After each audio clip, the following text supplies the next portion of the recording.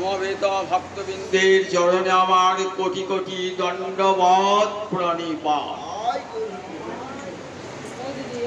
আরাধিত যদিবা হরি তপসা তত কিম, নারাধিত যদিবা হরি তপসা তত কিম, অন্তর্বহি যদি হরি তপসা তত কিম, নান্তর্বহি হরি যদি তপসা তত কিম। আরাধিত যদিবা হরি তপসা তত কিম।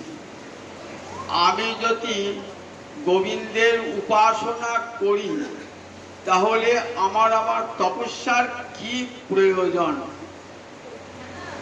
নারাধিত যদিবা হরি তপসা তত কিম। আর যদি হরি আরাধনা না করি তাহলে আমার তপস্যার কি প্রয়োজন? অন্তর্বহি যদি হরি তপসা তত কিম। আমার অন্তরে বাইরে যদি শুধু হরি কথাকে মনন করে থাকি তাহলে আমার আর তপস্যায় কি প্রয়োজন? নান্তর্বহি হরি যদি তপসা তত কিম। অন্তরও হরি নাই, বাইরেও হরি নাই, তপস্যা করতে বসলাম, সে তপস্যায় কি ফল? শ্লোকটি কোথায় আছে? নারদ পঞ্চরাত্র। এই নারদ পঞ্চরাত্র শ্রীমদ্ ভাগবতেরও এত প্রাচীন গ্রন্থ। দেবর্ষি নারদের একটু পূর্ব জন্ম বৃত্তান্ত আপনাদের শোনাই। দেবর্ষি নারদ পূর্বজন্মে, পূর্বকল্পে, পূর্বজন্ম নয়, পূর্বকল্পে, কল্প মানে ব্রহ্মার একদিনকে একটা কল্প বলে। কি করে ব্রহ্মার একটা দিন হয়? সত্য, ত্রেতা, দাপর, কলি, চারটি কি হলো? একটা চতুর্যুগ।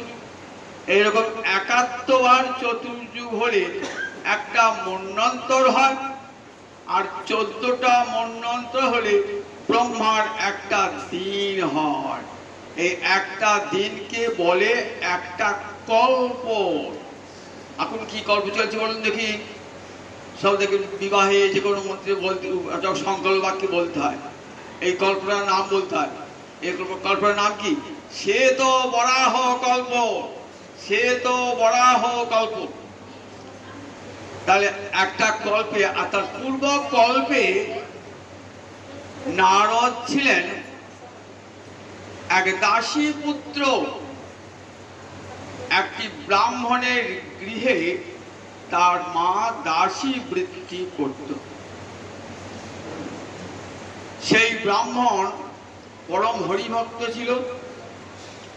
সাধুরা আষাঢ়, শ্রাবণ, ভাদ্র, আশ্বিন এই 4 মাসকে একত্রে কি বলে? চাতুর্মাস্য। হরিশয়নের পর একটা ব্রত হয়, যে ব্রতটির নাম হলো চাতুর্মাস্য ব্রত। সেই চাতুর্মাস্য ব্রত করবার সময় ঋষিরা আর বনে জঙ্গলে থাকতেন না, বর্ষাকাল তো, গুহাতেও থাকতেন না। কোথায় আসছেন? সজ্জন গৃহে, হরিভক্ত জনের গৃহে আসতেন, ভিক্ষা করতেন। ভিক্ষা করে ভিক্ষালব্ধ অন্ন দিয়ে গোবিন্দ সেবা করতেন,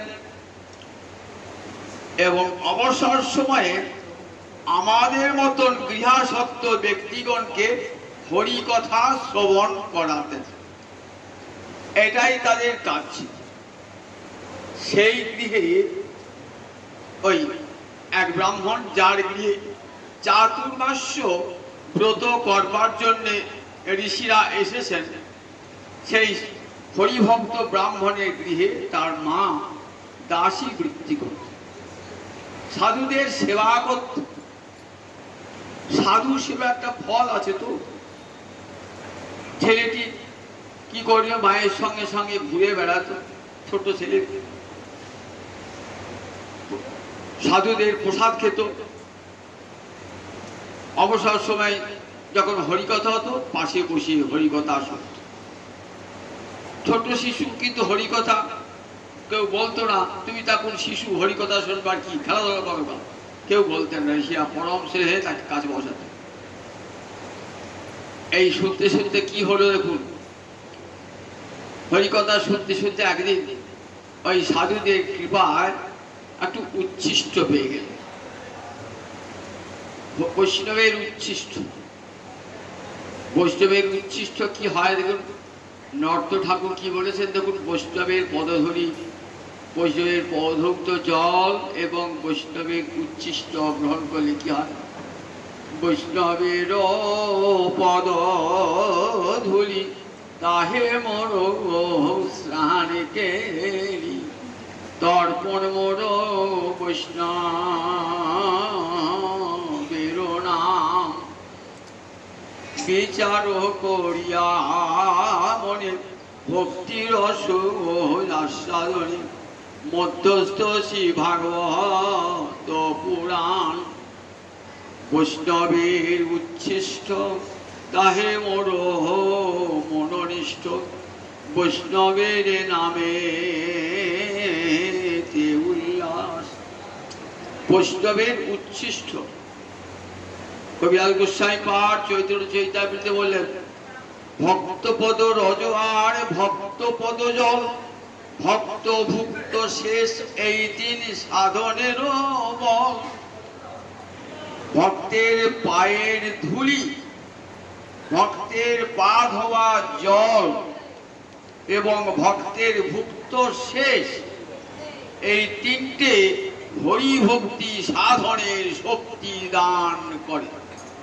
আর করে রাখুন, ভক্ত পদ জল, ভক্ত পদ রজ আর ভক্তের ভুক্ত শেষ, এই তিনটে যারা হরিভক্তি অঙ্গ সাধন করছেন তাদের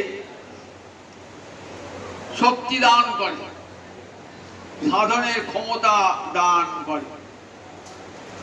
তাই সাধুরা কি করলেন, সাধুরা তাদের উচ্ছিষ্ট দান করলেন। এই উচ্ছিষ্ট দান করার সঙ্গে সঙ্গে নারদের হৃদয়ে অপাস্ত কিলবিষ, যত যত জন্মের যত যত পাপ ছিল সব ধ্বংস হয়ে গেল। মনটা কৃষ্ণানুরাগী হয়ে উঠল। ঋষিরা যখন চলে গেলেন, সঙ্গে যেতে চাইলেন, বললেন তোমার এখনো সময় হয় নাই। কেন সময় হয় নাই? তোমার গৃহে তোমার জননী আছেন, অসহায়া জননী, তাকে তোমাকে সেবা করতে হবে। যথা সময়ে তুমি আমাদের সান্নিধ্য লাভ করো। কানে মন্ত্র দিয়ে চলে গেলেন। মনে মনে ভাবছেন, কতদিন আমি হরিভক্তি যাজন করব নির্জনে গিয়ে, সাধুদের কাছে গিয়ে, কিন্তু সেই সুযোগ জীবনে তো আসছে না, সেই সুযোগ জীবনে আসছে না। একদিন একটু বড় হয়েছে, হঠাৎ শুনলেন যে তার জননী সর্পদংশনে মৃত্যু হয়েছে। ভাবলেন, এ আমার গোবিন্দের পরম অনুগ্রহ, পরম করুণা। মায়ের ঔর্ধ্বদৈহিক ক্রিয়া সম্পন্ন করে নারদ ছুটে ছুটে বেড়াচ্ছেন, কোথা গেলে কৃষ্ণ পাবো, কোথা গেলে কৃষ্ণ পাবো। পাগল হয়ে ছুটে বেড়াচ্ছেন, বন থেকে বনান্তরে ছুটছেন, কোথাও কৃষ্ণ দর্শন হলো না। বনে বনে ঘুরে বেড়ালে কখনো বনমালীকে পাওয়া যায় নাকি? পাওয়া যায় না। দেখাচ্ছেন এই বনে বনে ঘুরে বেড়ানো মানে অনুসন্ধান করা। জ্ঞানীরা অনুসন্ধান করে বেড়ায়, অনুসন্ধানে কৃষ্ণ পাওয়া যায় না। ভজনে কৃষ্ণ পাওয়া যায়, অনুসন্ধানে কৃষ্ণ পাওয়া যায় না। ক্লান্ত হয়ে একটি নদীর জল পান করে বৃক্ষে বসেছেন, বৃক্ষতলে বসেছেন, সাধুদের দেওয়া সেই মন্ত্র জপ করছেন। জপ করতে করতে করতে করতে করতে আবিষ্ট চিত্ত হয়েছেন। তখন ভগবান শ্রীহরি তার দেখা দিলেন, হৃদয়ের মাঝে দেখা দিলেন। কিছুক্ষণের জন্য দেখা দিলেন, দেখা দিয়েই আবার অন্তর্হিত হয়ে গেলেন।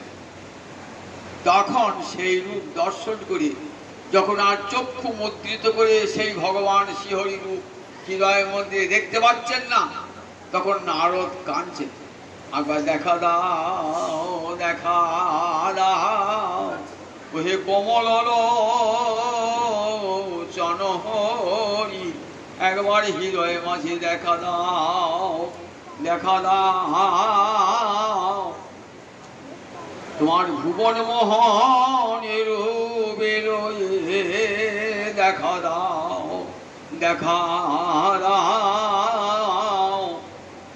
কাঁদছেন নারদ।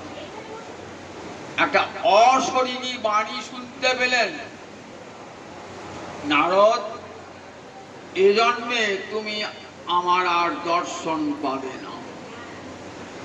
সাধন ভজন করতে করতে সিদ্ধি লাভের প্রাক্কালে আমি একবার সাধুকে দর্শন দিই, দর্শন দিয়ে আমি লুকিয়ে পড়ি। কেন জানো?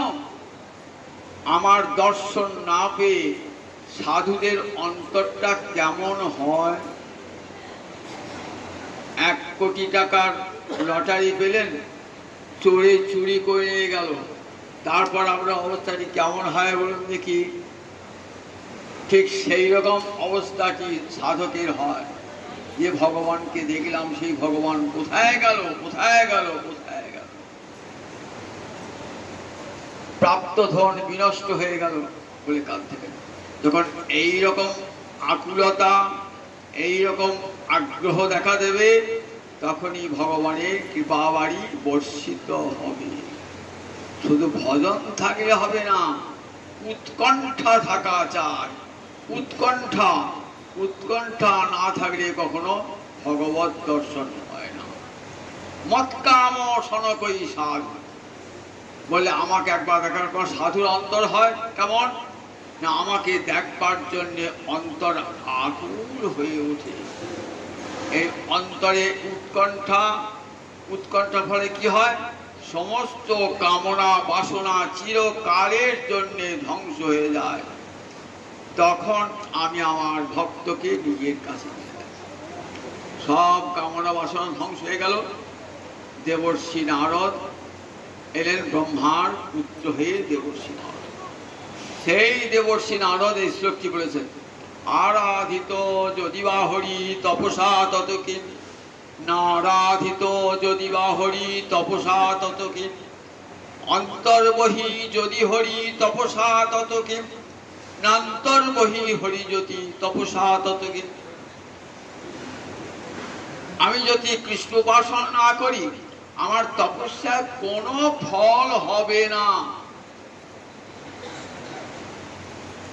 আর যদি হরি আরাধনা না করি, তাহলে আমার তপস্যায় কি লাভ? হিরণ্যকশিপু এর তপস্যা করেছিল, বলে না তো? হিরণ্যকশিপু তপস্যা করে নাই? হিরণ্যকশিপু তপস্যা করেছে, রাবণ তপস্যা করেছিলেন। তপস্যার কি ফল হয়েছিল? কোনো ফল হয়েছিল? কারণ হরি আরাধনা ছিল না, তাই তপস্যায় ফল হয় না। দেহটা জীর্ণ শীর্ণ হয়ে গেল। হিরণ্যকশিপু রক্ষা পেল? রক্ষা পেল না। তাই তপস্যা করলাম কিন্তু হরি আরাধনা নাই বলে কোনো ফল লাভ হবে না বললেন। আর অন্তরে বাহিরে হরি নাই, তপস্যা করে কি হবে? আর আমার অন্তরে বাহিরে যদি হরি থাকে, তপস্যার কোনো প্রয়োজন নাই। দেখাচ্ছেন তপস্যা নয়, ভগবানকে পাওয়া যায় ভক্তিতে। ভক্তালোক্য স্তদন্নয়ঃ। দুটি শাস্ত্র গীতা এবং ভাগবত পড়লেই দেখতে পাবেন, ছত্রে ছত্রে ভগবান নিজ মুখে বলেছেন, একমাত্র ভক্তির দ্বারাই আমি লভ্য হই। জ্ঞানে নয়, কর্মে নয়, তপস্যায় নয়, বেদ পাঠে নয়, একমাত্র ভক্তিতে আমি লভ্য হই। ভক্তালোক্যস্তন্নয়ঃ। প্রহ্লাদ বলছেন, প্রিয়তে অমলয়া ভক্তা হরিরন্যদ বিড়ম্বনম। ভগবান শ্রীহরিকে যদি তুষ্ট করতে হয়, জ্ঞান নয়, কর্ম নয়, যোগ নয়, তপস্যা নয়, বেদ পাঠ নয়, একমাত্র অমলা ভক্তি। ভক্তি মানে শব্দটি কোথা থেকে এসেছে? সংস্কৃতে ভজ ধাতু ৩ প্রত্যয় করে ভক্তি। ভজ ধাতু অর্থ সেবা করা, অন্তরে ভগবত সেবার লালসা থাকা চাই। ভগবত সেবার লালসা, এটারই নাম তো ভক্তি। আমাদের ঘরে ঘরে সবারই ঠাকুর আছে, গোপাল আছে। ভক্তিটা কতদূর পর্যন্ত? ওই বাতাসা পর্যন্ত ভক্তিটা, অর্থাৎ আর বেশি না। ওই বাতাসায় শেষ, ভক্তি শেষ হয়ে গেল, বাতাসায় ভক্তি শেষ। আমার সব কর্তব্য শেষ হয়ে গেল, সকাল বিকাল দুটি করে বাতাসা দিয়ে দেবো, অভ্যাস, আমার হরিসেবা হয়ে গেল। দেখেছেন তো? তাহলে আমাদের কোনোদিন গোপালের কৃপা হবে? কোনোদিন হবে? কোনোদিন হবে না, কোটি কোটি জন্মেতেও হবে না। ভগবানের বেলায় আহার জুটছে বাতাসা, আর নিজের বেলায় কত ভালো মন্দ আনছি। একবারও মনে বিবেককে চিন্তা করে দেখুন, একবার কতখানি গোপালকে ঠকাই, কতখানি। এতে গোপাল ঠকে না, আপনিই ঠকে যান, আপনিই বঞ্চিত হন। গোপাল কোনদিন ঠকে না, আপনিই বঞ্চিত হন। তাহলে উৎকণ্ঠা থাকবে। ছেলেকে খাওয়ানোর জন্য মায়ের কত উৎকণ্ঠা।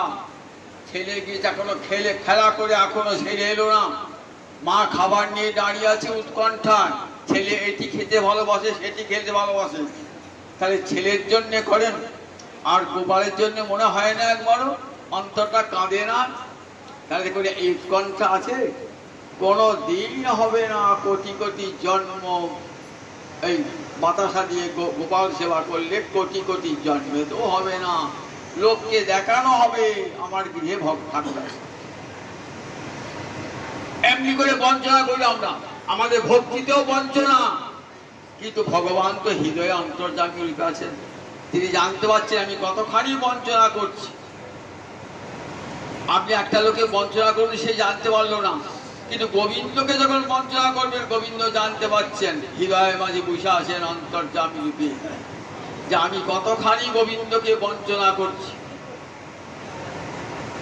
তুই সবই তো জানো প্রভু, আমার হৃদয়ে রয়েছ প্রভু, আমার সবই তো জানো, আমার হৃদয়ে রয়েছ প্রভু, তুমি সবই তো জানো। আমার পাপ পুণ্য, আমার ভালো মন্দ কর্ম সবই তুমি জানো, সবই তো ভগবান জানো। তাকে ঠকিয়ে কিছু হবে? তাই দেখুন, ভজন একমাত্র ভগবানকে পাওয়া যায় তার সেবার দ্বারা। ভজ ধাতু মানে সেবা, ভগবানকে ভালোবেসে সেবা বললেন। এই ভক্তিতেই ভগবানকে পাওয়া যায়, তপস্যায় নয়। তাই তপস্যা বড় না, ভক্তি বড়? ভাগ্য দেখেছেন, তপস্যা বড় নয়, ভজনটাই বড়। শ্রীমদ্ ভাগবতে নবম স্কন্ধে একটা উপাখ্যান আছে, আমি দেখতে পাই। সেখানে দেখি মহারাজ অম্বরীশ মনুপুত্র নাভাগের পুত্র মহারাজ অম্বরীশ। কেমন পবিত্র রক্ত ধমনীতে ধমনীতে প্রবাহিত হচ্ছে, দেখো বংশ পরম্পরায়। মনুপুত্র নভগের পুত্র নাভাগ, নাভাগের পুত্র মহারাজ অম্বরীশ। ধমনীতে ধমনীতে বংশ পরম্পরায় হরিভক্তির স্রোত প্রবাহিত হচ্ছে। সেই নাভাগের পুত্র মহারাজ অম্বরীশ। নাভাগ কেমন ছিলেন দেখুন। নভগের 4টি পুত্র, কনিষ্ঠ পুত্রটি নাভাগ। অন্য পুত্রেরা সব সম্পত্তি ভাগ করে নিয়েছে। নাভাগ তপস্যায় বসেছিল। ফিরে যখন এলেন, বাবাকে বললেন, বাবা আমি তো পিতৃ সম্পত্তির মালিক, আমার ভাগটা গেল কোথায়? বললে আমি তো জানি না বাবা, তোমার ভাইদেরকে জিজ্ঞাসা করো। ভাইরা বললে আমরা ভেবেছিলাম তুমি তো আসবে না, তাই আমরা সব সম্পদ ভাগ করে নিয়েছি, এই পিতাকে তোমার ভাগিয়ে দিলাম। আবার তাই মেনলেন, বাবাকে আমার ভাগে দিয়েছে।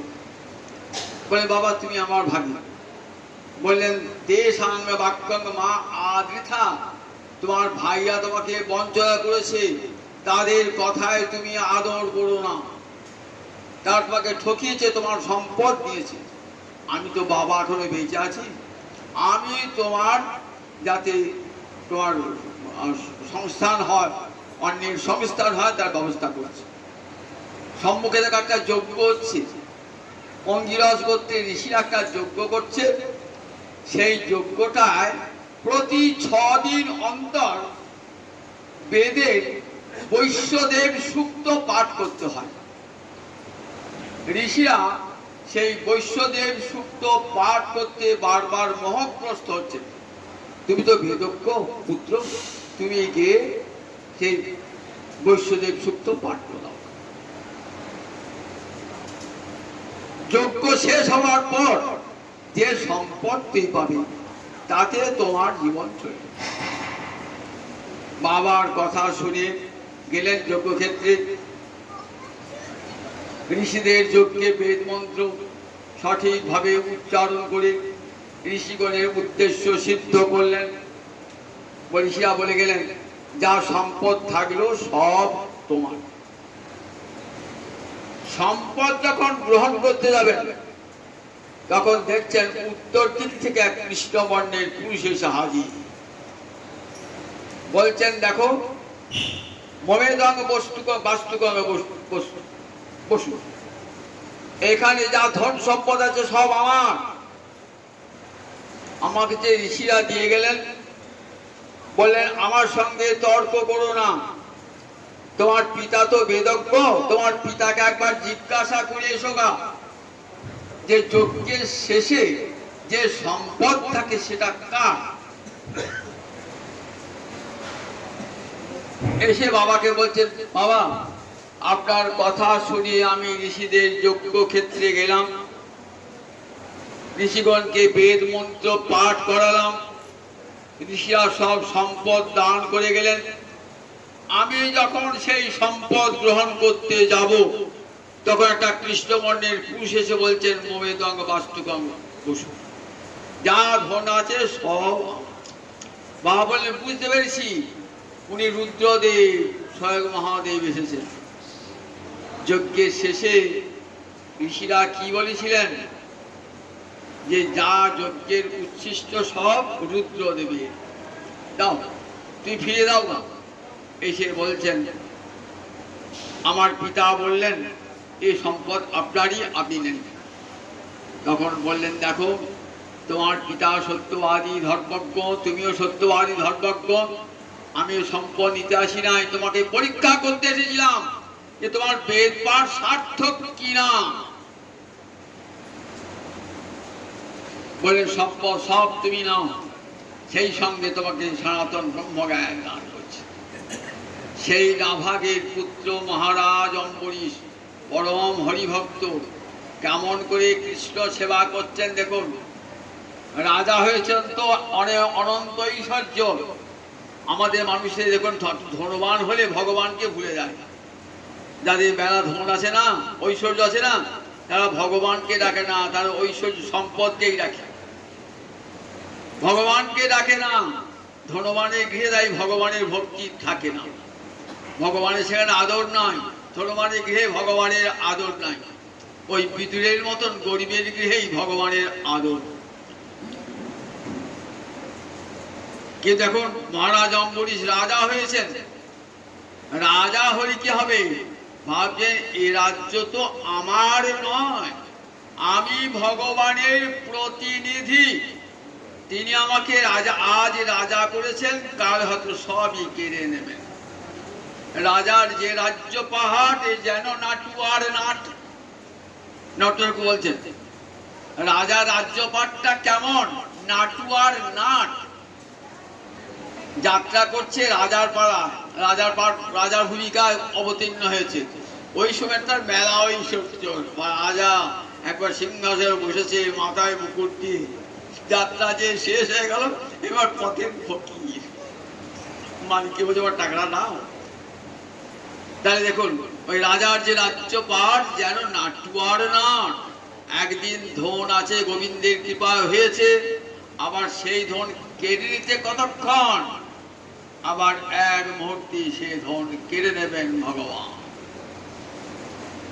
তাই দেখুন মহারাজ অম্বরীশ কি জানেন, এই সত্যটা জানেন, সত্য শুনতে বলছে মহারাজ সবাই এই সত্যটা জানে না। বিদ্যান বিভব নির্মাণ তম বিশতি তোমার, জানেন আমার এই সম্পদ আজ আছে কাল নাই, তথাপি সম্পদের মোহ গ্রস্ত হয় মানুষ, মানুষের মোহগ্রস্ত হয়ে আমাকে ভগবানকে ভুলে যায়। সুখদেব বলছে মহারাজ ভগবানকে ভুলে যায় মোহগ্রস্ত হয়ে। মহারাজ পরীক্ষিত ভাবছেন কোথায় আমাকেই বলছে, কারণ আমি তো গোবিন্দের কৃপায় এসেছি। আমি আমার মায়ের পেটে আমার যখন ব্রহ্মাস্ত্র নিক্ষেপ করেছেন তখন গোবিন্দ আমার মায়ের পেটে ঢুকে আমাকে রক্ষা করেছেন। তারপর থেকে তো গোবিন্দকে স্মরণ করি নাই। আমি তো রাজ্য নিয়ে মাতোয়ারা, খুব লজ্জা পাচ্ছেন মনে মনে, মনে মনে খুবই লজ্জা পাচ্ছেন। সুখদেব মনে হয় এই ইঙ্গিতটা আমাকেই করছে। বিবেক থাকলে এই বোধটা হবে, হবে সবারই। তাই মহারাজ পরীক্ষিতের অন্তরে বেগে লেগেছে, খুব অন্তরে।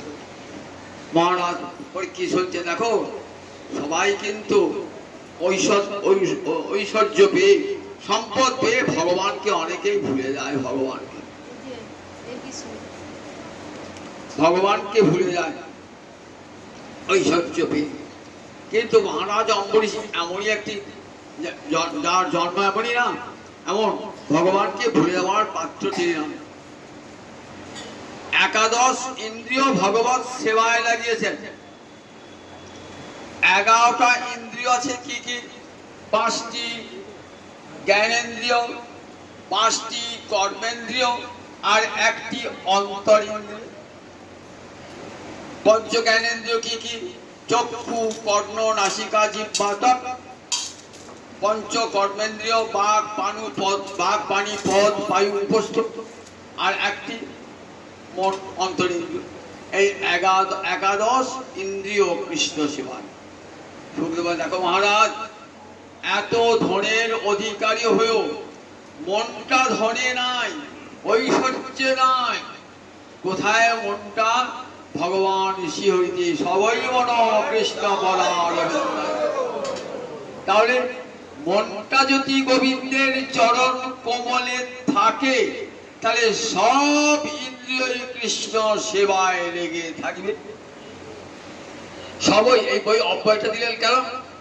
নিশ্চিত ভাবে রাজার মনটা গোবিন্দ চরণ ছেড়ে আর কোথাও যায় না। ঠিক মহারাজ যুধিষ্ঠিরের মতো, রাজর্ষি ভরতের মতো সবই মন কৃষ্ণ পদারবিন্দয়।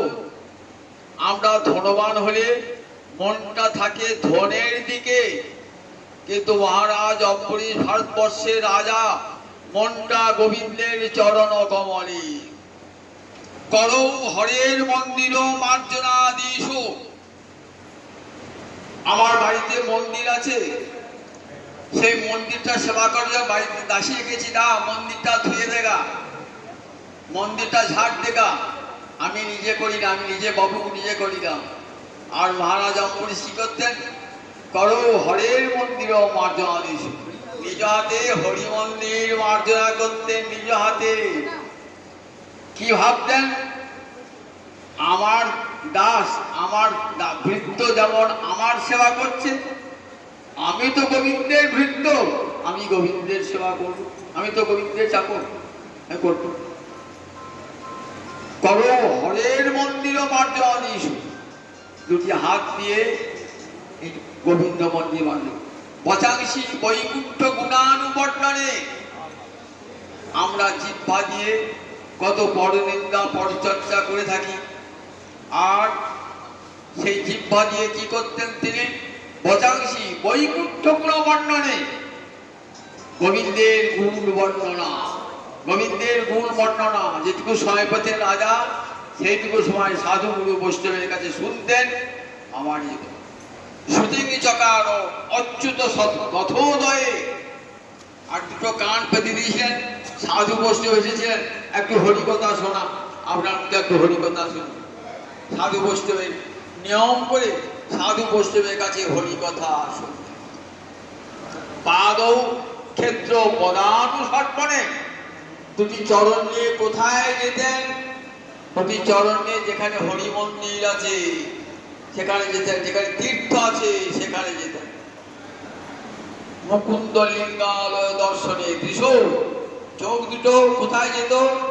চোখ দুটো যেখানে গোবিন্দ আর গোবিন্দ ভক্ত দর্শনে চোখ দুটো, কৃষ্ণ দর্শনে আর কৃষ্ণ ভক্তির দর্শনে।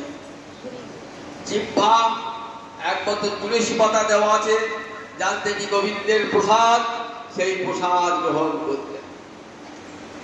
মনে মনে কি কামনা করতেন? মনে মনে নতু কাম্য কাম্যয়া, কিসের কামনা ছিল অন্তরে?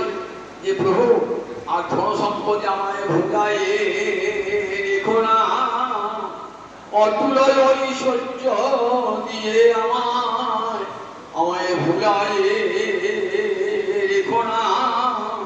তোমার চরণ কমল থেকে মন যেন আমার এক মুহূর্তে না যায়। নত কাম কামায়, মনটা কামড় আছে কিসে? একমাত্র গোবিন্দ চরণ প্রাপ্তি। জন্মে জন্মে তোমার সেবা পাই প্রভু, আমি রাজ ঐশ্বর্য চাই না। মহারাজ যুধিষ্ঠির রাজা হয়েছেন তো কত দুঃখ কষ্ট, পরবর্তী দেখে একবার কত দুঃখ কষ্ট, 13 বছর মনে মনে ঘুরে বেরিয়েছেন। কখনো খেতে পেয়েছেন, কখনো পান নাই। তারপরে রাজা হয়েছেন, তো আনন্দিত হবার কথা। কিন্তু কৃষ্ণ যখন চলে যাচ্ছে তখন বলছেন যে দেখো আজ আমার সুদিন, আর তুমি চলে যাবে। কুন্তী দেবীকে প্রণাম করছেন, পিসিমা এবার আমি যাই, দ্বারকা বহুদিন দ্বারকা ছেড়ে এসেছি, এবার আমায় কি বড় আদেশ দাও, আমি এবার দ্বারকায় ফিরে যাই। কুন্তী দেবী বলছেন যে আজ আমার সুখের দিন, আর তুই ছেড়ে পালাবি? তাহলে দেখ তুই থাকবি কখন? তুই তো আমার বিপদে থাকবি। তাই আমি কি প্রার্থনা করি? বিপদ সত্য তার সত্য তত্র জগৎগুরু, সেই বিপদে যেন আমারে বারে বারে আসে, যে বিপদে তোমার দেখা পাবো হরি, সেই বিপদে যেন আমার বারবার আসে। সম্পদ চাই না প্রভু, সেই বিপদে যেন আমার বারবার আসে, যে বিপদে তোমার দেখা পাবো হরি, সেই বিপদে যেন আমার বারবার আসে। ওই জগতে কেউ বিপদ চায়? সবারই সম্পদ চায়। তো ভগবানের কাছে গিয়ে কি প্রার্থনা, গৌরারের কাছে গিয়ে কি প্রার্থনা করেন? অমুক জনসায় বাংলা হচ্ছে, ওই জমিটা যেন ফেরত ঢুকে যায়, আমার মেয়েটা যেন ভালো করে বিয়ে হয়, আমার ছেলেটা একটা চাকরি ইন্টারভিউ হয়েছে, ওই চাকরি যেন হয়ে যায়। এই চাই সবাই, আমরা সবাই কামনা বাসনার দাস, এই তো চাই। আর মা কুন্তী কি চাইছেন? সেই বিপদে যেন আমার বারে বারে আসে, যে বিপদে তোমার দেখা পাবো হরি, সেই বিপদে যেন আমার বারে বারে আসে। সম্পদে যদি তোমাকে হারাতে হয় তাহলে সে সম্পদ আমি চাই না। বিপদে যদি তোমার দেখা মেলে তাহলে সেই বিপদ আমার বারবার আসুক, তাহলে বিপদ ভঞ্জন তোমাকে পাবো আমি। একথা ভক্ত ছাড়া কেউ বলতে পারে? তাই কুন্তি বহিঃশিরোমণি পঞ্চকন্যা শরণ্যং মহাপাতক নাশনং অহল্যা দ্রৌপদী তারা কুন্তি মন্দোদরী যথা। নারীগণের মাথায় শীর্ষে এই পঞ্চকন্যা, জগতের সমস্ত নারীর শীর্ষে। সকালে উঠে নাম করলে দিনটা ভালো যাবে, বলে ঋষিরা বলেছেন সকালে উঠে বিছানায় বসে বসে এই পঞ্চকন্যাকে স্মরণ করবি। পঞ্চকন্যা স্মরণিত্য মহাপাতক নাশনম, সব পাতক নাশ হয়ে যাবে। অহল্যা, দ্রৌপদী, তারা, কুন্তী, মন্দোদরী। দেখুন কেন মহিষী কৃষ্ণ ভক্তিতে এরা অনেক উঁচুতে। মহিষী মহিলা জগৎকে কত শিক্ষা দান করেছে, জগৎকে কত শিক্ষা দান করেছে। তাই বিপদ চান, সম্পদ চান না। সম্পদ যদি কৃষ্ণ হারাতে হয়, যুধিষ্ঠির চাইছেন না সম্পদ, এই সম্পদ চাই না। মন্ত্রী তো গোবিন্দ চরণ আর বিন্দে, গোবিন্দকে ভুলে যেতে হবে, সে সম্পদ চাই না। জড়িয়ে ধরেছেন কৃষ্ণ পাদ পদ্মে জড়িয়ে ধরেছেন মন সব। মহারাজ কৃষ্ণ মন সব সময় কৃষ্ণ চরণ আর বিন্দে মন্ত্রী রয়েছে। ভারতবর্ষে বহু রাজা রাজ ঐশ্বর্যের মাঝে রয়েছেন, কিন্তু মন ভগবানের শ্রীচরণে। ঐশ্বর্যে নয়, ধনে নয়, ভগবানের শ্রীচরণে মন। ভগবত সেবায় তারা উদার হস্তে খরচ করেছে, উদার হস্তে খরচ করেছে। বেশি দূর যেতে হবে না, গৌরাঙ্গ লীলায় দেখুন না, ত্রিবেণীর উদ্ধারণ দত্ত রাজার তুল্য সম্পদ ছিল।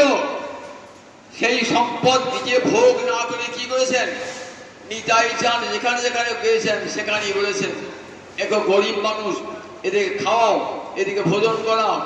ইচ্ছা মতো অকাতরে ধন সম্পদ দান করেছে, অকাতরে। তাই ইতিহাসের পাতায় উদ্যান দত্তের নামও আজ লেখা আছে। দেখুন তাহলে দেখুন রাজা হলেও কিন্তু ঐশ্বর্যের প্রতি মন তাদের নাই, এত ঐশ্বর্য। আর ভগবানকে ডাকলে মানুষের দারিদ্র থাকে নাকি? লক্ষ্মী তার ঘরে সতত বিরাজমান। যে ঘরে কৃষ্ণ উপাসনা হয়, মনে রাখবেন লক্ষ্মী সে ঘরে সতত বিরাজমান। যে ঘরে কৃষ্ণ উপাসনা হয় না, লক্ষ্মী দেবী সে গৃহে যান না। লক্ষ্মী দেবী সতী রমণী, পতিব্রতা রমণী। যেখানে পতির প্রতি ভালোবাসা নাই, সেখানে সতী যান নাকি? জগতে কোনো সতী যান না। এই তারা জানেন গোবিন্দ কৃপা করলে দুটি অন্ন জুটবেই জুটবে। কখনো গোবিন্দ তার ভক্তকে কখনো অভুক্ত রাখে। একাদশ ইন্দ্রিয় দিয়ে কৃষ্ণ সেবা করছেন মহারাজ অম্বরীশ।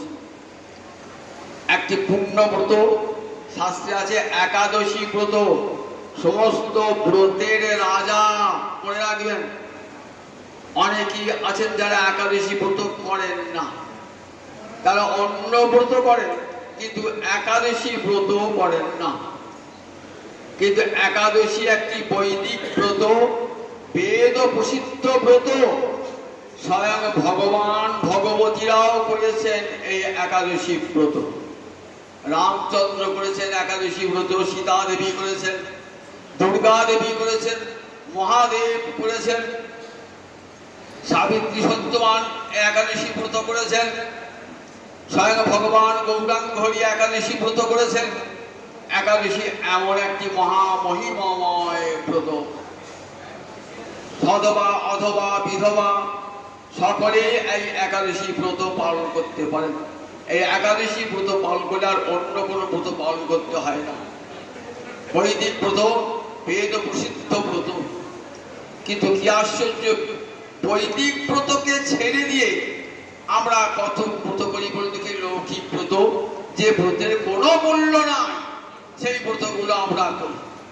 কিন্তু একাদশী ব্রত করতে আমাদের অনেকে লজ্জা হয়, একাদশী ব্রতের গুরুত্বই দান করেন। এই একাদশী ব্রতটি করেছেন মহারাজ অম্বরীশ সঙ্গে স্ত্রীকে নিয়ে। দেখুন সদবাত স্ত্রী, একেবারে সদবাতে করতে নেই, স্বামী মরে এই পরে। আচ্ছা, যে একাদশী ব্রত করলে গোবিন্দ প্রীত হবে তার স্বামী মরে যাবে?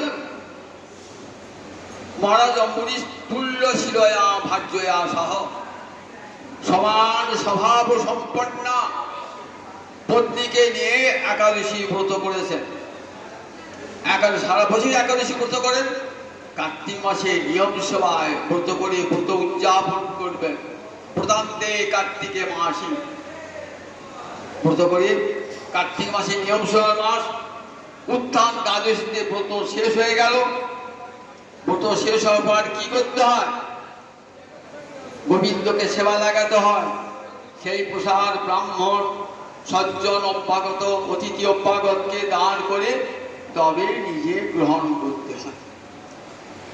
যমুনার তীরে গোবিন্দ সেবায় লাগিয়েছেন দ্বাদশীর দিন।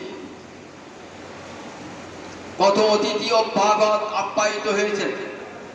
সকলকে রাজা পরম সমাদরে আমন্ত্রণ জানাচ্ছেন, আপ্যায়ন করছেন।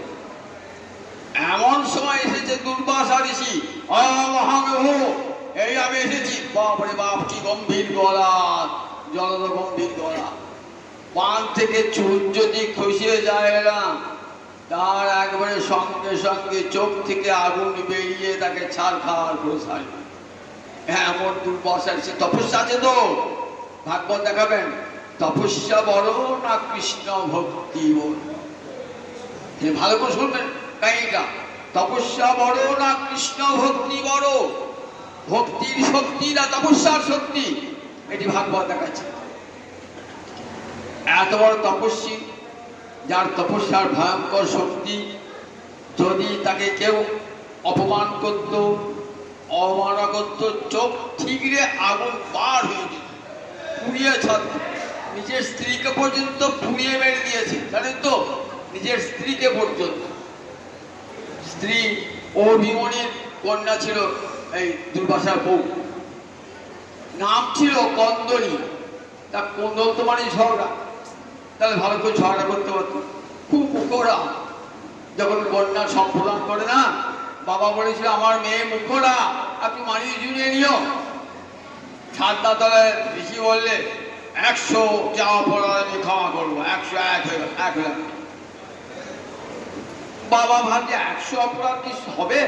যাক, কিছুদিন সংসার 100 অপরাধ হবে না। ও বাবা, মেয়ে এমন মুখরা না, পালকি থেকে নেমে 3 দিনে 100 হয়ে গিয়েছে। এই 101 চোখ ঠিকরে আগুন বেরিয়ে পড়ছে, একবারে পুড়িয়ে মেরে দিল। শ্বশুর এসেছে, অভিমনি এসছে, আমার মেয়েকে পুড়িয়ে মেরে দিলে কেন? আমি তো বলেছিলাম, বিবাহের দিনে বলেছিলাম আমার বাড়িতে বসিয়ে দিয়ে আসবার, মেয়েকে মেরে দিলে কেন? এত অহংকার তোমার? কৃষ্ণের কাছে, কৃষ্ণ ভক্তের কাছে তোমার অহংকার চলবে না। আর দেখুন, কৃষ্ণ ভক্তের কাছে তার তপস্যার শক্তি কেমন করে চোট। অম্বরীশ পরমাদে আসো, আপনার মতো মহাতেজা ঋষি এসেছেন, আসো আমাকে আজ আমার দিয়ে ভোজন করবেন। বেশ, আজ আমার গোবিন্দের প্রসাদ খাবেন। বলেন বেশ, তথাস্তু, আমি আসছি। গিয়ে কি করছেন? যমুনার জলে স্নান করছেন। একাদশীতে একটা দ্বাদশীতে পালন একটা সময় আসছে। দেখে লেখাতে কি লেখা থাকে? 8টা 15-র মধ্যে ব্রত ভঙ্গ করতে হবে, 9টা 15-র মধ্যে 10টা ব্রত ভঙ্গ করতে হবে। সেই সময় যদি না করেন, মহাপ্রসাদ গ্রহণ না করেন, তাহলে ব্রতটাই আপনার চলে গেল, নষ্ট হয়ে গেল। সময় বয়ে যাচ্ছে, ঋষি তো আসার আর নাম নাই, আসা তার নাম নাই। বাবা, আর তো অর্ধমুহূর্ত অবশিষ্ট, কি করা যায়? সমস্ত ব্রাহ্মণ বৈষ্ণব বোনের কাছে তখন বিধান দিচ্ছেন, কি করব এই অবস্থায়? বলেন গোবিন্দের চরণামৃত পান করে ব্রত ভঙ্গ। গোবিন্দের চরণামৃত পান করে ব্রত ভঙ্গ করেছেন, চরণামৃত পান করে। এইবার ঋষি আসছে। ঋষি জানতে পেরেছেন ধ্যানেতে যে মহারাজ অম্বরীশ আমাকে উপেক্ষা করে ব্রত ভঙ্গ করেছে। আসছে কেমন? একবারে ক্রোধে কম্পিত। সুখদেব বলছিল, মহারাজ মন্ডু না প্রচলদ গাত্র।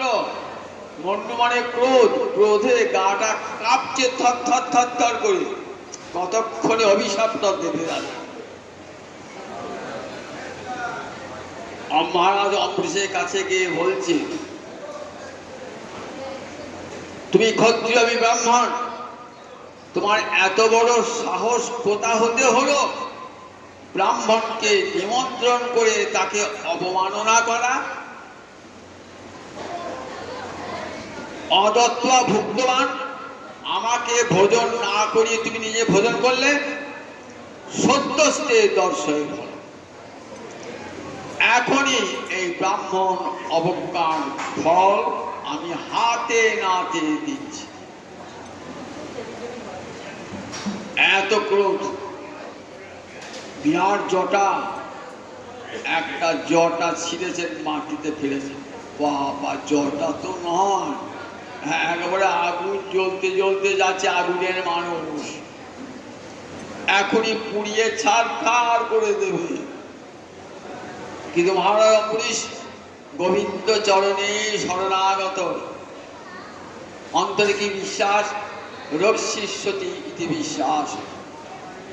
আমার দেহটা যদি রক্ষা করবার ইচ্ছা হয়, গোবিন্দই রক্ষা করবে। রাখে হরি তো মারে কি, দৃঢ় বিশ্বাস চলছে না। বলছেন, শুনতে বলছি, মহারাজ তোমার তো 7 দিন সময় আছে। আর মহারাজ পরীক্ষিতের 7 সেকেন্ডও সময় নাই। যাচ্ছে সে আগুনের পিণ্ডটা জ্বলতে জ্বলতে যাচ্ছে, মহারাজ অম্বরীশকে পুড়িয়ে ছাই করে দেবে। কিন্তু ন চচাল পদার্থ নির্ভর, চিত্ত এতটুকু বিচলিত হলো না। গোবিন্দের চরণ কোমরের উপাসনায় বসে আছে, নাম জপ করতেন, হরে কৃষ্ণ কৃষ্ণ কৃষ্ণ হরে হরে, হরে রাম রাম রাম হরে হরে। গোবিন্দের চরণ ধ্যান করছে, নাম করছে। দেহ যায় যাবে, নাম করতে করতে আমার দেহ চলে যাবে। যাবে না দেহটা, ক্ষতি কি আছে? দেহ তার দিন যাবেই যাবে, নাম তবু নাম ছাড়বো না। আমার চিত্ত যেন গোবিন্দ চরণ থেকে এক মুহূর্ত সরে না যায়, না চচাল পদার্থ। এক মুহূর্ত মনটা সরিয়ে আনলেন না। দেখুন, গোবিন্দ চরণে যদি বিশ্বাসটা রাখতে পারে তাহলে কি হয়। সুদর্শন চক্রটি কি জন্যে? গোবিন্দের ভক্ত রক্ষা করার জন্যে। গীতায় ভগবান কি বলেছেন? কৌন্তেয় প্রতিজানিহি রামে ভক্ত প্রণশ্যতি। ওই কুন্তীর নন্দন, তুমি জগতে প্রতিজ্ঞা করে, প্রতিজানিহি মানে প্রতিপূর্বক জ্ঞান, প্রতিজ্ঞা করা, প্রতিশ্রুতি করে সে রক্ষা করতে হয়। ওই কুন্তী নন্দন, তুমি জগতের কাছে প্রতিজ্ঞা করে বলো, আমার ভক্তকে কেউ বিনাশ করতে পারে না, পারে না, পারে না। তবে ভক্ত বনস্পতি, গোবিন্দ চরণে যদি স্থির বিশ্বাস থাকে, তার স্বয়ং যমরাজের পর্যন্ত ক্ষমতা নাই যে আমরা অঙ্গ স্পর্শ করি, আমরা চুল ধরে টানি। এত গোবিন্দ চরণে এই নির্ভরতা থাকবে। কেমন নির্ভরতা গোবিন্দ চরণে? নচাল প্রদান, মন এক মুহূর্ত সরে যায় না গোবিন্দ চরণ হতে। কি হলো? সুদর্শন চক্র এসে হাজির। এত বড় স্পর্ধা, তোমার তপস্যায় এত জোর, জানো না আমার ভক্তের শক্তি কত বড়? সুদর্শন এসে এক মুহূর্তে কৃত্যাকে ধ্বংস করে। এইবার কৃত্যাকে ধ্বংস করে, যিনি কৃত্যাটা তৈরি করেছিলেন কে? দুর্বাসা। চুল থেকে দুর্বাসা দিকে ছুটছে। সুদর্শন ছুটছে কোন দিকে? দুর্বাসার দিকে। দুর্বাসা ভাবছে, এ কি হলো? আমার অভিশাপ কোথাও তো ব্যর্থ হয় না, এখানে ব্যর্থ না কি করে? ওরে বাবা, সুদর্শনের তেজ কোথায়? আমার তপস্যার তেজ আর কোথায় সুদর্শনের তেজ? ছুটতে ছুটতে পালাচ্ছে।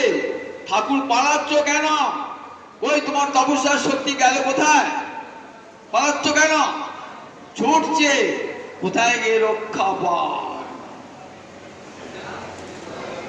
রক্ষা পাওয়ার আশ্রয় খুঁজছে। সুদর্শন তো পিছন পিছনে তাড়া করছে। সুদর্শন চক্র ঘুরতে ঘুরতে ঘুরতে যাচ্ছে। সুদর্শন চক্র ভয়ে ছুটছে। দুর্বাসা কোথায়? তপস্যা সব চলে গেল তপস্যার সঙ্গে। কোথায় গেলেন? 10 দিকে 10 লোকপাল আছে, 10 দিকে সবার কাছে যাচ্ছে। ঠাকুর জায়গা দেবে, আপনি ঠাকুর জায়গা দেবে? না না না না, তোমার ঠাকুর জায়গা দেবে। এ বাবা, আপনি ঠাকুর জায়গা দেবে না? ইন্দ্রচন্দ্র বরুণাদি একা জাগাবে, একা জাগাবে।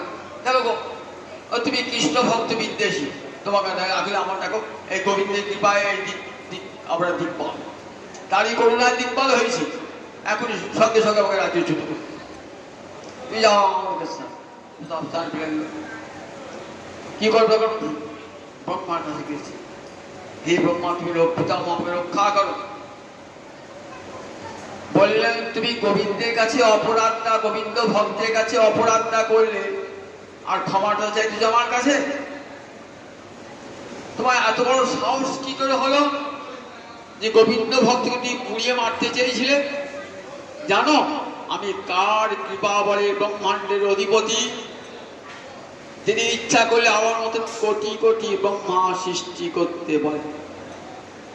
কত চতুরানন মরি মরি যাবত নতুয়া আদি অবসানা, তো হে জনমী পুন তো হে সমাবত সাগর লহরী সমানা।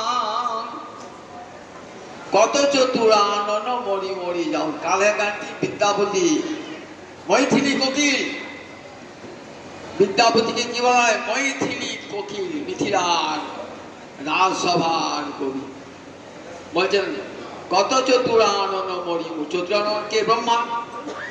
মরি মরি যাও তো, গোবিন্দ ইচ্ছা করলে কোটি কোটি ব্রহ্মাকে সৃষ্টি করতে পারেন। আবার কোটি কোটি ব্রহ্মা গোবিন্দের চরণে বিলীন হয়ে যান। সাগর লহরী সমানা, সাগর থেকে ঢেউ উঠছে, আবার সাগরেই বিলীন হয়ে যাচ্ছে। ব্রহ্মা তার থেকে উৎপত্তি, আবার গোবিন্দ চরণে বিলীন হয়ে যাচ্ছে। কত ব্রহ্মা কত ইন্দ্র ভগবান সৃষ্টি করতে পারেন, আর তুমি সেই গোবিন্দ ভক্তের কাছে অপরাধ করে আমার কাছে ক্ষমা চাইতে এসো? আমি স্থান দিতে পারবো না, তুমি চলে যাও। মহাদেবের কাছে গেলে এইবার মহাদেব তো ঠান্ডা লোক, ধীর স্থির লোক, আর করুণাময় একটা বেলপাতা দিদি তো ঠাকুরটা সন্তোষ হয়ে যায়। একবার যাই দেখি শিবের কাছে, একবার যাই। মহাদেবের কাছে গিয়েছেন, মহাদেব বলছে কি ব্যাপার? হ্যাঁ, একবার চুপ করুন না, একটু চুপ করুন। হ্যাঁ, হই হল্লা করলে পাঠটা করবি। কোথায় গেছেন? মহাদেব থেকে কৈলাসে। মহাদেব বলে তুমি তুমি এত বড় খারাপ কাজ করেছো, কৃষ্ণ ভক্তের কাছে অপরাধ করেছো। দেখো আমার এই কৈলাসে সবাই কৃষ্ণ ভক্ত, আমি নিজেও কৃষ্ণ ভক্ত। পঞ্চমুখে রাম নাম জপেন ত্রিপুরারি, রাম বিষ্ণু নাম। পঞ্চমুখে রাম নাম জপেন ত্রিপুরারি, এক মুখে হরিনাম বলে আমার আনন্দ হয় না, তাই 5টা মুখ, 5টা মুখে আমি সব সময় রাম নাম করছি। তুমি সেইখানে অপরাধ করেছো, আমি তোমায় রক্ষা করতে পারবো না। তবে আমি তোমার একটা মঙ্গলের উপদেশ দান করছি, যাও তুমি বৈকুণ্ঠে যাও, গোবিন্দ করুণাময়, গোবিন্দের কাছে খাও। এইবার সরাসরি বৈকুণ্ঠে চলে গিয়েছেন, মহাদেবের করুণায় বৈকুণ্ঠে গিয়েছে। বৈকুণ্ঠে যাওয়ার ক্ষমতা হয়, মহাদেব করুণা করছেন। বলছেন যে হে গোবিন্দ আমাকে রক্ষা কর, রক্ষা কর।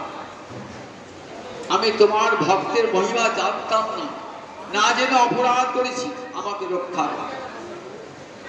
কৃষ্ণ বলছেন দেখো তোমাকে ব্রহ্মা রক্ষা করতে পারেন নাই, কারণ ব্রহ্মা আমার অধীন। শিব রক্ষা করতে পারে নাই, শিব আমার অধীন। 10 দিকপাল রক্ষা করতে পারেন নাই, তারা আমার অধীন। আমি অধীন, আমি পরাধীন। এ বাবা তুমি আবার কার পরাধীন? শুনবে আমি কার পরাধীন? অহং ভক্ত পরাধীন, আমি আমার ভক্তের প্রেমে অধীন। ভক্ত যা বলবে আমি তাই করি। আমিও স্বাধীন ভগবান নয়, আমার ভক্ত যা বলবে আমি তাই করি। তুমি আমার ভক্তের কাছে অপরাধ করেছো আর আমার কাছে ক্ষমা চাইতে এসছো। রামের কাছে অপরাধ করে শ্যামের কাছে ক্ষমা? হ্যাঁ হয়। যার কাছে অপরাধ তার কাছেই ক্ষমা করতে হবে। স্বয়ং ভগবানও তাকে রক্ষা শুরাকো ভালো করে। বৈষ্ণব অপরাধ, ভক্তের অপরাধ যদি কারো জীবনে ঘটে যায়, তাহলে গোবিন্দকে শতবার ডাকলেও গোবিন্দ সেই অপরাধ ক্ষমা করবেন না। যার কাছে অপরাধ হয়েছে তার কাছে গিয়ে ক্ষমা চাইতে হবে, তার কাছেই ক্ষমা চাইতে হবে। তুমি আমার কাছে ক্ষমা চাইতে এসছো, আমার কাছে ক্ষমা পাবে না। যার কাছে অপরাধ করছো তার কাছে ক্ষমা দাও। গোবিন্দের কাছেও হলো না। ভগবান দেখালেন যে আমার ভক্ত আমার চেয়ে মদ ভক্ত পূজাপ্য ধিকা, আমার চেয়ে আমার ভক্ত বড়। আমার ভক্তকে যদি কেউ মর্যাদা দান না করে, সে যত বড় ভক্ত আমি তার কাছে যাই না, তাকে কৃপা করি। যাও আমার ভক্তকে আগে ভক্তের কাছে ক্ষমা চেয়ে আমার ভক্ত ক্ষমাসী। দেখো যে ভক্ত আমাকে সর্বস্ব দিয়েছে উজাড় করি, জগতের সবাই আমার কাছে চায়। আর ভক্ত কি বলে? আমি তোমার কাছে কিছু চাই না প্রভু, আমি তোমাকে সব উজাড় করে দেবো প্রভু, আমার হৃদয়ের সব ভালোবাসা। জগতে যারা কামী ব্যক্তি এ দাও সে দাও, ধন দাও, দৌলত দাও, পুত্র দাও, কন্যা দাও চায়, যেখানেই যাই দেহি দেহি রব। আর ভক্তের কাছে বলতে যায় কিছুই চাই না প্রভু। ন ধর্ম ন জনম সুন্দরী কবিতাং বা কাময়ে জগদীশ। মহাপ্রভু কি বলছেন শিক্ষার্থী? ন ধর্ম ন জনম সুন্দরী কবিতাং বা কাময়ে জগদীশ। মম জন্মনি জন্মনি ঈশ্বরে ভবতা ভক্তি অহৈতুকিতই। আমি তোমার কাছে ধন চাই না, জন চাই না, আমি সুন্দরী ভাজ্যা চাই না, কাব্য প্রতিভা চাই না। আমি এই চাই জন্মে জন্মে যেন তোমার চরণে যেন আমার মতি হয়, অহৈতুকি ভক্তি হয়। ভক্ত চাই, সবাই চাই জগতে, ভক্ত চায় না। ভক্ত বলে না তবু তোমাদের হৃদয় উজাড় করে। তাই ভক্তের হৃদয়ে কৃষ্ণের সতত বিশ্রাম। রাজা রজিরা কি করে দেখবে পুজোর ছুটতে সব জায়গা আছে তো, রাজারা দেখছে যেখানেই যাবো তো বলবে আমাদের এখানে রাস্তাঘাটটা হয় নাই, আমাদের অমুকটা হয় নাই, আমাদের টাকার দরকার। কেবল দেহি দেহি রয়, 4-5টা দিনও সুস্থ থাকার উপায় নেই। এমন জায়গায় এমন বাংলা থেকে আশ্রয় নেয় না, যেখানে কেউ যাবে না, চারিদিকে পুলিশ পড়া, যেখানে নাই কাউকে ঢুকবে না। সেই কদিন রাজা ফুর্তি আমোদ করবে, কারো কেউ কারোর কথা শুনবে না। গোবিন্দ ভান কোথায় যায়, কোথায় যায়, কোথায় যায়, আমার থাকবার ভালো জায়গাটা কোথায়? একমাত্র ভক্তের হৃদয়ে কৃষ্ণের সদপরিশ্রম। ভক্ত হৃদয়ে গেলে আর সেখানে দেহি দেহি রব নাই। ভক্ত তার হৃদয়ের সব ভালোবাসা আমাকে দিয়ে দেবে। তা দেখো সেই ভক্তি তুমি অপরাধ করছো। ভক্তি মহারাজ কোন অপরাধ করেন নাই, কিন্তু ভাবছে তুমি অপরাধ করছি। কোন অপরাধ করেন নাই, সব সতত হাতটি জোর কি দান জোরে পুঁটি। আহা ব্রাহ্মণ না খেয়ে গেল, যতক্ষণ আসে আমিও জল স্পর্শ করবো না, সবাইকে খাই দিয়েছেন, নিজে খান। 1 বছর ঘুরছে, এখানে সেখানে ঘুরি ঘুরে বেড়াচ্ছে, 1 বছর ঘুরি ঘুরে বেড়াচ্ছে। মহারাজ অম্বরীশ 1 বছর উপবাসী, 1 বছর উপবাসী মহারাজ অম্বরীশ। তাহলে গোবিন্দের কাছে হলো না, এবার কোথায় যাই? সুদর্শন তো তারা করছে, কোথায় গেলে সুদর্শন শান্ত হবে? তখন এসে মহারাজ অম্বরীশের চরণে পড়েছে। মহারাজ অম্বরীশ পাদ স্পর্শ বিরাজিত। আহা আপনি ব্রাহ্মণ তপস্বী, আমি সামান্য একটা ক্ষুদ্র রাজা, ছি ছি ছি, আমি আপনার চরণ বারবার হাত ধরবো, চরণ হাত রাখবো, আপনি কেন আমার চরণ স্পর্শ করবেন? বললেন না, অহো অনন্ত দাসানাং মহত্তম দিষ্ট মন্তবে। সুদর্শনকে থামাও। গোবিন্দ আমাকে সুদর্শন থামাতে পারলো না। সুদর্শন থামাতে কিন্তু গোবিন্দ পারতেন। আমাকে সুদর্শন বলে, হ্যাঁ সুদর্শন কাছে প্রার্থনা। তখন সুদর্শনকে, হে সুদর্শন, আমার প্রতি গোবিন্দের যদি বিন্দুমাত্র করুণা থাকে তাহলে দ্বিজ ভবতু বিজড়, এই ব্রাহ্মণ শান্তামুক্ত হোক। সঙ্গে সঙ্গে সুদর্শন সঙ্গে সঙ্গে তখন বলছে, আহো অনন্ত দাসা নাম মহত্তম দৃষ্ট মধ্যে কৃতাঙ্গ যদ্রাজন মঙ্গলানি সমীয়সী। আমি তোমাকে মারতে চেয়েছিলাম আর তুমি আমাকে বাঁচালে। ভক্তের স্বভাবে দেখুন, আপনি ভক্তকে মারতে যাবেন তো, আর ভক্ত আপনাকে বাঁচাবে। কত বড় দাম বলুন দেখি ভক্তের। আচ্ছা, তখন বললেন, আমি না না না, কত প্রশংসা করছেন। ভক্ত কান দিয়ে প্রশংসা শোনে না, প্রশংসা শুনলে পতন হয়ে যায়। তাই কোন ভক্ত জগতে আপন প্রশংসা শুনতে চান না, কোন বৈষ্ণব জগতে প্রতিষ্ঠা প্রশংসা শুনতে চান না। কি করলেন? প্রশংসা শুনলেন না। বলে, আপনি যদি আমার গৃহে ভোজন করেন তবে আমি তুষ্ট হব। বললেন, তোমার গৃহে পবিত্র অন্ন কৃষ্ণের প্রসাদ আমাকে দাও। সেই প্রসাদ গ্রহণ করলেন। পরমাদের প্রসাদ গ্রহণ দিলেন, প্রসাদ গ্রহণ করলেন। প্রসাদ গ্রহণ করে মহারাজ অম্বরীশকে পরিক্রমা করলেন। পরিক্রমা করে বললেন যে, দেখো আমি এই আশীর্বাদ করে যাচ্ছি, দেখো জগতে যদি কেউ কৃষ্ণ ভক্তি লাভ করতে চায় তাহলে তোমার এই উপাখ্যান কান পেতে বসে বসে শুনবে তারা হরিভক্তি অনায়াসে লাভ। মনে মনে ভাবছেন, আমি তো কৃষ্ণকে এত ভালোবাসি না, কিন্তু গোবিন্দ আমাকে এত ভালোবাসেন। মনে মনে ভাবছেন, চলো আর আজ ঐশ্বর্যের কাজ নেয়। রানীকে বললেন, চলো, ছেলে বড় হয়েছে, ছেলে হাতে সব ভার দিয়ে এবার নির্জন বসে সংসার বাসনা থেকে মুক্ত হয়ে সমস্ত মনটা গোবিন্দ চরণে দিয়ে দেবো। চলো, এই বলে চলে গেলে নির্জন অরণ্যে বসে স্বামী স্ত্রী নয়ন জলে মুখ ভাসি, হা কৃষ্ণ দেখা দাও, দেখা দাও, কমল লোচন হরি দেখা দাও, দেখা দাও, নয়নে জলে মুখ ভেসে যায়, বলে দেখা দাও, দেখা দাও। এবার গোবিন্দ এলেন ইন্দ্রের রূপ ধারণ করে, বলছেন, দেখো আমার এক হাতে বজ্র আছে আর এক হাতে ঐশ্বর্য আছে, আমি স্বর্গের দেবরাজ ইন্দ্র, কোনটা চাই তোমার? বলে, আমার ঐশ্বর্য চাই না, আমি তো ঐশ্বর্যের মধ্যেই ছিলাম। তাহলে ঐশ্বর্য যখন নেবে না, তখন আমার দ্বিতীয় দেবার জিনিস ছিল বজ্র, তাহলে বুক পাতো, আমি বজ্র নিশ্চয় করব। হ্যাঁ, তাই হোক, তাই হোক। কৃষ্ণ ভক্তি জীবন ধ্বংস হয়ে যাক, এত ভক্তি তো হচ্ছে না, আমি কৃষ্ণ ভক্তি করতে পারি। বুকটা পেতে দিয়েছেন। ক্ষণকাল রূপ জেনে গোবিন্দে চরণ, প্রভু আমার জীবনটা তো চলেই যাচ্ছে, প্রভু একবার দেখা দাও, তোমার ওই শ্রীচরণের ছায়া যেন একবার দেখতে পাই। ওই চরণ কোমল ধ্যান করতে করতে যেন আমি মৃত্যু পথে যাত্রী হই। চোখটা বুঝাচ্ছেন কিন্তু বজ্রপাত হচ্ছে না।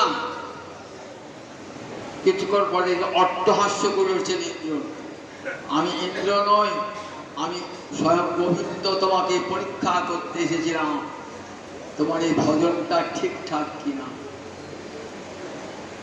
যাও, তুমি সধাবে তোমার ভজন সিদ্ধি লাভ হলে তুমি আমার কাছে চলে যাবে, আর স্বর্গের দেবতা পর্যন্ত তোমার এই মহিমা কীর্তন করতে, মহিমা কীর্তন করতে। এই হরিভক্তি আমার মহাপ্রভুর করুণার দান। জগৎকে বলেছেন, দেখো জগতের জীব, তোমাদের তো কোনো সাধন ভজন নাই, তোমরা কৃষ্ণ ভজন করো, তোমরা তপস্যা করতে পারবে না, যাগ যজ্ঞ করতে পারবে না, কোনটাই তোমাদের হবে না, কারণ কলিকালে যুগধর্মী হলো একমাত্র হরিনাম সংকীর্তন। হরে কৃষ্ণ কৃষ্ণ কৃষ্ণ হরে হরে, হরে রাম রাম রাম হরে হরে। এই যুগধর্ম পালন করো তোমরা সবাই। হাতে তালি দিয়ে ঘরে বসে হরে কৃষ্ণ কৃষ্ণ কৃষ্ণ হরে হরে, হরে রাম রাম রাম। এটি সিদ্ধি, এটি সাধ্য বস্তু লাভ হবে। মনটা গোবিন্দ চরণে রেখে দাও আর ঘরে বসে হরিভজন করো নাম। আর সাধু সঙ্গে সাধু মুখে হরি কথা শোনো, শুনতে শুনতে কৃষ্ণ ভক্তি লাভ হয়ে যাবে। আর মানব জীবনটা সার্থক ধন্য হয়ে যাবে। এমন জীবন আর পাবে না। গোবিন্দের করুণার দান এই মানব জীবন একবার চলে গেলে আবার হবে কিনা জানি না। তাই এই জীবন থাকতে থাকতে যতদিন প্রাণ বায়ুতে থাকে, যতদিন নিঃশ্বাস বন্ধ না হচ্ছে, ততদিন যেন শ্রীহরি নাম করতে পারি, তার কথা বলে বেড়াতে পারি।